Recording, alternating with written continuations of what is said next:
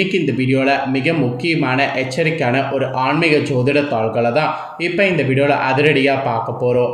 அதிரடியாக பார்க்கறதுக்கு முன்னாடி எதை பற்றிய ஆன்மீக ஜோதிட தாள்களை பார்க்க போகிறோங்கிறத ஷேர் பண்ணுறேன். எதை பற்றிய தாள்களை பார்க்க போகிறோங்கிறத இன்ட்ரோ மூலிமா ஃபஸ்ட்டு தெரிஞ்சு பலன் பெறுங்க. மே மாதம் 5ஆம் தேதிக்கு பிறகு ஒவ்வொரு ராசிக்காரங்களுக்கும் கிரகநிலைகளில் ஏற்பட்ட மாற்றங்களால் தாக்கங்களானது ஏற்படும். அது அதிர்ஷ்ட தாக்கமாகவும் இருக்கலாம், ஆபத்து தாக்கமாகவும் இருக்கலாம். என்ன தாக்கங்கிறத அவங்கவுங்க ராசிக்காரங்க தெரிஞ்சு பயனடையணும். ஸோ கும்பராசியில் பிறந்தவங்களுக்கு என்ன தாக்கம் ஏற்படும் அப்படிங்கிறத இந்த வீடியோவில் ஷேர் பண்ண போகிறேன். கும்பராசியில் பிறந்தவங்க உங்களோட ராசிக்கு என்ன தாக்கம் ஏற்பட போகுதுங்கிறத தெளிவாக இந்த வீடியோவில் தெரிஞ்சு பயன்பெறுங்க.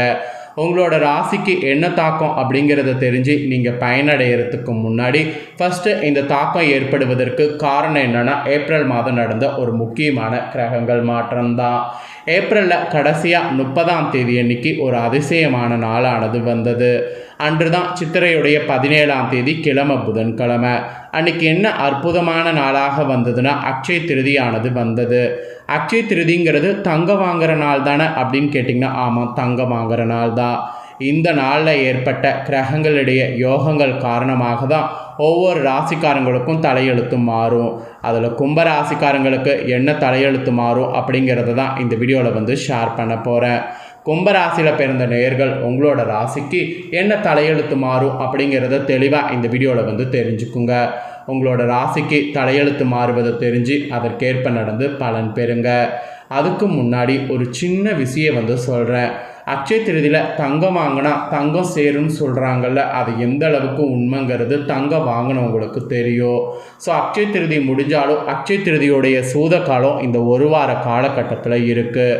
அதனால் இந்த ஒரு வார காலகட்டத்தில் அக்ஷய திருதியாக நினைத்து இதையெல்லாம் செய்திங்கன்னா பெரிய அளவில் பலன் உங்களுக்கு உண்டு. எதையெல்லாம் செய்தால் பெரிய அளவில் பலன் உண்டு அப்படிங்கிற ஆன்மீக சார்ந்த விஷயத்தை ஃபஸ்ட்டு உங்களோட ராசிக்கு எக்ஸ்பிளைன் பண்ணுறேன். ஃபஸ்ட்டு எதையெல்லாம் செய்தால் பெரிய அளவில் பலன் உண்டு அப்படிங்கிறத தெரிஞ்சுக்குங்க. அதுக்கப்புறம் மற்றதை இந்த வீடியோவில் பார்க்கலாம். சித்திரை மாதத்தில் வளர்பிறை காலத்தில் வரக்கூடிய திருதி தினம் அக்ஷய திருதி தினமாக அனுஷ்டிக்கப்படுது. அக்ஷய திருதி என்றாலே இந்த தினம் தங்கம் வாங்கினால் மென்மேலும் தங்கத்தின் சேர்க்கை நமக்கு உண்டாகும். அந்த நம்பிக்கையின் அடிப்படையில் பெரும்பாலான மக்கள் இந்த தினம் நகைக்கடைகளுக்கு சென்று தங்க நகை வாங்குவதை வாடிக்கையாக வைத்திருக்கிறாங்க. ஆக்சுவலி ஜோதிட சாஸ்திர வல்லுநர்களை தங்கம் வாங்குவதற்கு மிக சிறப்பாக அக்ஷய திருதி தினம்தான் சொல்கிறாங்க. 12 ஆண்டுகளுக்கு ஒரு முறை ரோகிணி நட்சத்திரத்தில் வரக்கூடிய அக்ஷய திருதி வந்தது தான் மே 5க்கு பிறகு நம்மளோட வாழ்க்கையில் நடக்கக்கூடிய விஷயத்துக்கு காரணமாக அமைஞ்சிருக்கு. இன்னொரு காரணம் என்னென்னா, இந்த அக்ஷய திருதியில் நல்ல கிரகங்கள் உச்சம் பெற்றிருக்கு. சூரியன், சந்திரன், சுக்கிரன் இந்த கிரகங்கள் உச்சம் பெற்றிருக்கு. இவை எல்லாவற்றுக்கும் மேலாக தங்கத்திற்கு காரத்துவம் கொண்ட கிரகமான குரு கிரகம் உச்சம் பெற்றிருக்கு. இந்த 4 கிரகங்கள் உச்சமாக இருக்கிறதுனால தான் மே 5க்கு பிறகு இதெல்லாம் நடக்கும் என்பது சொல்லப்பட்டிருக்கு. ஸோ இந்த 4 கிரகங்கள் உச்சம் பெற்றிருக்கிறதுனால தங்கம் வாங்கினால் தங்கத்தின் சேர்க்கை அதிகரிக்கும், பொருளாதார வளர்ச்சி நமக்கு உண்டாகும். தங்கம் வாங்கிறது ஒரு பக்கம் முடியாத காரியமாக இருந்தாலும் புனிதமான இந்த அக்ஷய திருதி தினத்தில் நிறைய விஷயங்கள் செய்யலாம். அதாவது புனிதமான அக்ஷய திருதி சூத காலம் இந்த ஒரு வார டைமில் நான் சொல்லக்கூடிய இந்த விஷயங்கள்லாம் நீங்கள் செய்யலாம். இதை நீங்கள் செய்கிறதுனால உங்களுக்கும் உங்கள் சந்ததியினருக்கும் மிகுந்த நன்மைகள் ஏற்படும். எதை செய்தால் நன்மைகள் ஏற்படும் அப்படிங்கிறத உங்களுக்கு சொல்கிறேன். எதை செய்தால் நன்மைகள் ஏற்படுங்கிறத தெரிஞ்சுக்குங்க. மகத்துவம் மிக்க இந்த அக்ஷய திருதி ஒரு வார காலகட்டத்தில் நாடெங்கும் இருக்கக்கூடிய புனித நதிகளில் ஏதேனும் ஒன்றில் நீராடக்கூடிய பாக்கியம் கிடைச்சதுன்னா மிஸ் பண்ணிடாதீங்க. அதனால் உங்கள் பாவங்கள் அனைத்தும் நீங்கும். அப்புறம் இந்த டைம் பார்த்திங்கன்னு வச்சுக்கோங்களேன், நீங்கள் ஒரு வாரத்தில் அன்னதானம் செய்வது நல்லது. இது மகத்தான பலனை தரும். காரணம் என்னென்னா, அன்னை பராசக்தி அன்னபூர்ணியாக சிவபெருமானுக்கு அன்னதானம் அளித்தது இந்த டைமில் தான். அதனால தான் அன்னதானம் அளிக்க சொல்கிறேன். இந்த ஒவ்வொரு நாள் தினத்துலேயும் கிருஷ்ண பரமாத்மாவை வழிபாடு செய்யுங்க, அவரை மனதில் வைங்க.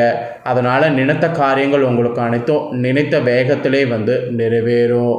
அப்புறம் இந்த ஒரு வார காலம் உங்களால் முடிஞ்ச அளவுக்கு ஏழை எளியவர்களுக்கு உணவு தானியங்களை தானமாக அளிங்க. இதனால் அகால மரணம் ஏற்படுவதிலிருந்து காக்கப்படுவீங்க. அப்புறம் இந்த ஒரு வார காலகட்டத்தில் முன்னோர்களுக்கு தர்ப்பணம் செய்யுங்க. இதனால் குடும்பத்தில் ஏற்படக்கூடிய வறுமை நிலை உங்களுக்கு நீங்கும். அப்புறம் இந்த ஒரு வார காலகட்டத்தில் ஏழைகள், மாற்றுத்திறனாளிகள், ஆதரவற்றவர்களுக்கு தான தர்மங்கள் செய்யுங்க. இதனால் உங்களுடைய ஏழை தலைமுறைகளுக்கு புண்ணியம் சேர்ப்பது உறுதி. அப்புறம் இந்த ஒரு வார காலகட்டத்தில் புத்தாடை தானம் செய்யுங்க. இதனால் நீண்ட காலமாக இருக்கக்கூடிய நோய்கள் நீங்கும். அப்புறம் கோயில்களுக்கு இந்த ஒரு வார காலகட்டத்தில் கற்பூர தானம் செய்யுங்க. இதனால் மறுபிறவியில் அரச வாழ்வு உங்களுக்கு கிடைக்கும். அப்புறம் தாமரைப்பூ, மல்லிகைப்பூ இந்த மாதிரி பூ போன்றவற்றை தானம் செய்யுங்க.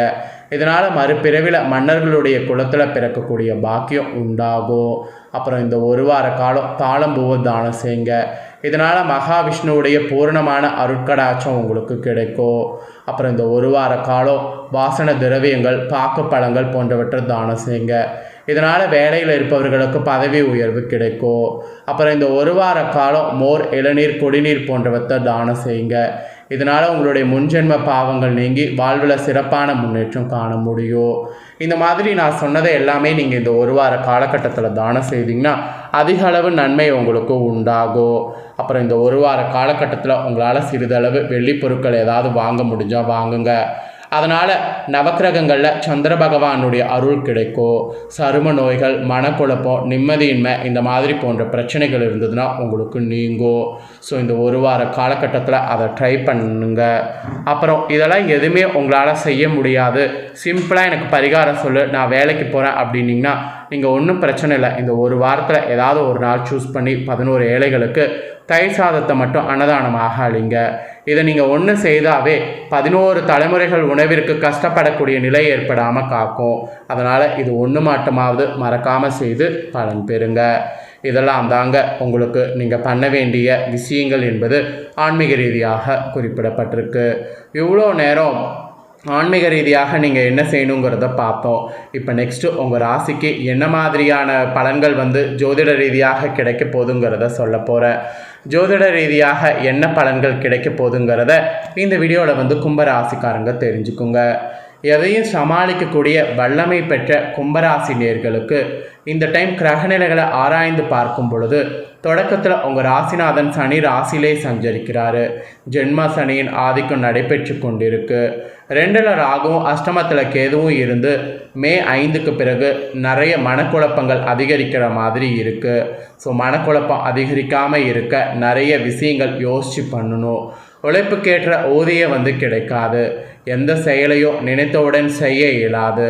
அர்த்தஷ்டம குருவின் ஆதிக்கம் இருக்கிறதுனால தொழிலில் சில இடையூறுகள் சேரும். தொகை வருவதில் தாமதங்கள் ஏற்படும். அதனால் எதிலும் கவனத்தோடு செயல்பட வேண்டியது இனி அவசியம் என்பது உங்களுக்கு சொல்லப்பட்டிருக்கு. அப்புறம் பொருளாதார முன்னேற்றம், புது முயற்சியில் வெற்றி, தொழிலில் கூடுதல் லாபம் இந்த மாதிரிலாம் ஏற்படக்கூடிய நேரம்.